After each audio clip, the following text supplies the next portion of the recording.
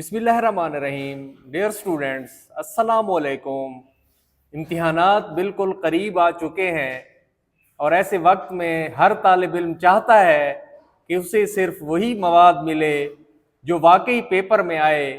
اس لیے آج کی اس ویڈیو میں ہم آپ کے لیے لے کر آئے ہیں 11ویں اردو جماعت کے حصہ نظم کے اہم ترین اشعار، جو کہ گیس پیپر 2026 کے مطابق نہایت ہی اہم اور بارہا امتحان میں آنے کے چانسز رکھتے ہیں.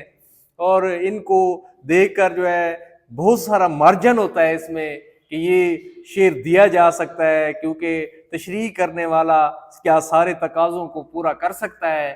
یہ وہ منتخب اشعار ہیں جو نہ صرف امتحانی نقطہ نظر سے انتہائی اہم ہے، بلکہ آپ کی تیاری کو بھی ایک نئی سمت، ایک نئی جہت دے سکتے ہیں.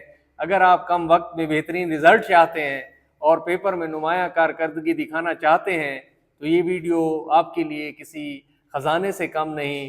ہر شعر کو غور سے سنیں، سمجھیں اور یاد کریں، کیونکہ یہی اشعار آپ کی کامیابی کا ایک راز بن سکتے ہیں. تو آئیں بغیر کسی تاخیر کے شروع کرتے ہیں. دیکھیں، نظم کے اشعار کی تشریح یہ 10 نمبر کا امپورٹنٹ کویشچن ہے. پچھلے سال یہ تک آپ کو صرف ایک نظم دی جاتی تھی اور اسی کے اشعار کی تشریح کی جاتی تھی. اب 2 نظمیں ہیں، یا ہے اس میں آپشن آ گیا ہے آپ کے پاس.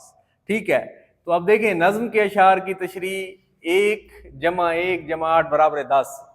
تو یہ خود بتا رہا ہے کہ آپ نے دونوں اشعار کی اکٹھے کرنی ہے.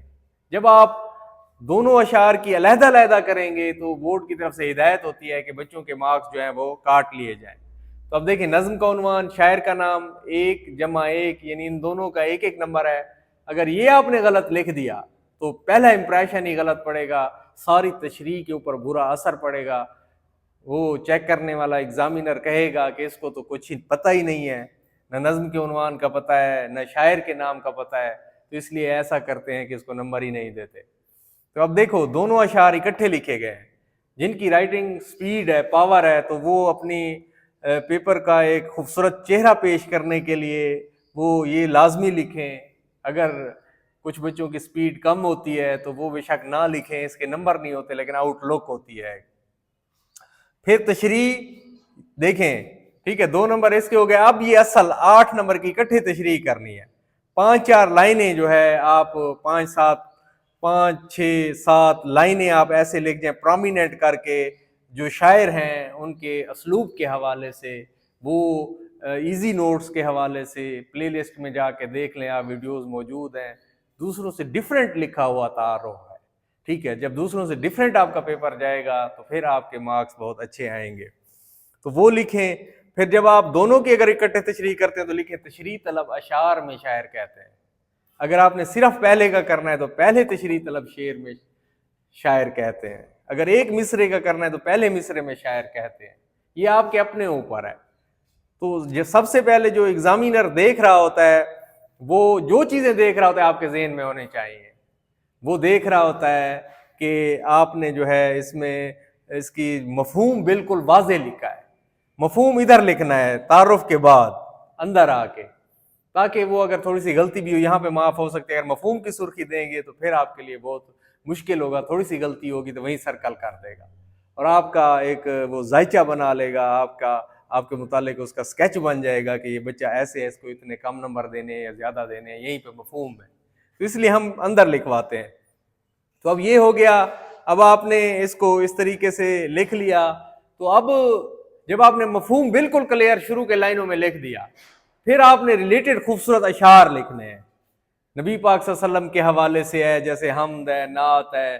حمد ہے تو ٹھیک ہے، حمد میں آپ بہت ہی خوبصورت اشعار لکھ سکتے ہیں. یہ آگ، یہ پانی، یہ ہوا ہے کہ نہیں ہے، یہ برق، یہ بادل، یہ گھٹا ہے کہ نہیں ہے، یہ پھول، یہ خوشبو، یہ صبا ہے کہ نہیں ہے، اب سوچ میرے دوست خدا ہے کہ نہیں ہے. کہ ہے ذات واحد عبادت کے لائق، زبان اور دل کی شہادت کے لائق، اسی کے ہیں فرما اطاعت کے لائق، اسی کی ہے سرکار خدمت کے لائق. لگاؤ تو لو سے اپنی لگاؤ، جھکاؤ تو سر اس کے آگے جھکاؤ. پھر اس کے بعد ٹھیک ہے، ہک دی دم دم سے کے جرا ہک کو ڈو کر جانے کافر تے مشرک کے، یا پھر اور ہے غلط گر گمان میں کچھ ہے تو سوا بھی جہان میں کچھ ہے.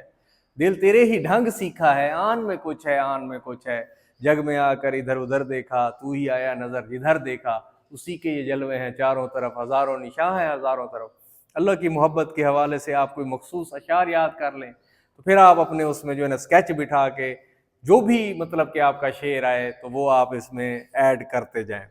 تو یہ تو ہو گیا اس طریقے سے۔ اب یہ لکھنا کتنا ہے، 20 سے 25 منٹ سے زیادہ نہیں لکھنا، 2.5 سے 3 پیج، 3.5 پیج تک آپ نے جو ہے نا وہ کر جانی ہے، ٹھیک ہے، تشریح۔ تو یہ تو ہو گیا اس کا طریقہ۔ تو آئیں اب ہم ذرا دیکھتے ہیں کہ بھئی کون سے اشعار اہم ہیں، ٹھیک ہے۔ تو اب دیکھیں یہ صفحہ نمبر 2 ہے اردو کا، حمد۔ تو اس کا شعر ہے تیسرا، کس کے لیے نجوم وقف ہے روش روش، باب شہود کس کا کھلا ہے افق افق، ٹھیک ہے۔ تو یہ کس کے لیے سرود صبا ہے چمن چمن، کس کے لیے نمود ضیاء ہے افق افق، مکتوم کس کی موج کرم ہے صدف صدف، مرقوم کس کا حرف وفا ہے افق افق، ٹھیک ہے۔ تو یہ آپ لوگوں نے وہ کرنے ہیں اشعار، یہ یاد کرنے ہیں، انہی میں سے انشاءاللہ آئیں گے۔ اچھا اب آگے دیکھیں، صفحہ نمبر 6 ہے نعت۔ دوسرا شعر ہے اس کا کہ اے ابراہیمی و ہاشمی خوش لقب، اے تو والی نسب اے تو والا حسب، ٹھیک ہے۔ دودمان قریشی کے در سمی، تجھ سا کوئی نہیں تجھ سا کوئی نہیں۔ پھر اس کے بعد سدرۃ المنتہا راہ گزر میں تیری، یہ والا شعر کرنا ہے۔ پھر مصطفیٰ مجتبیٰ تیری مدح و ثنا میرے بس میں نہیں دسترس میں نہیں، یہ والا شعر کرنا ہے آپ۔ یہ شعر آئیں گے، ان کے اندر مارجن ہے، ان کے الفاظ کے معنی تبدیل کرنے کا مفہوم بڑا ڈیفرنٹ ہے، تو اس وجہ سے آپ یہ کیجئے گا۔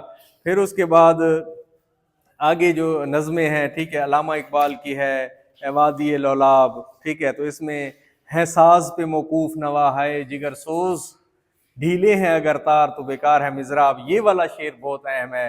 اور ملا کی نظر نور فراست سے ہے خالی، یہ والا شعر بہت اہم ہے۔ اور آخری بیدار ہوں دل کی، بیدار ہوں دل جس کی فغان سحری سے، تو یہ والا آپ کریں گے، ٹھیک ہے۔ تو یہ والے اشعار بہت امپورٹنٹ ہیں، نہایت ہی اہم ہے یہ وادی لولاب، یہ بہت زیادہ چانسز ہیں، حمد اور نعت کے آنے کے بھی بہت زیادہ چانسز ہیں، ٹھیک ہے۔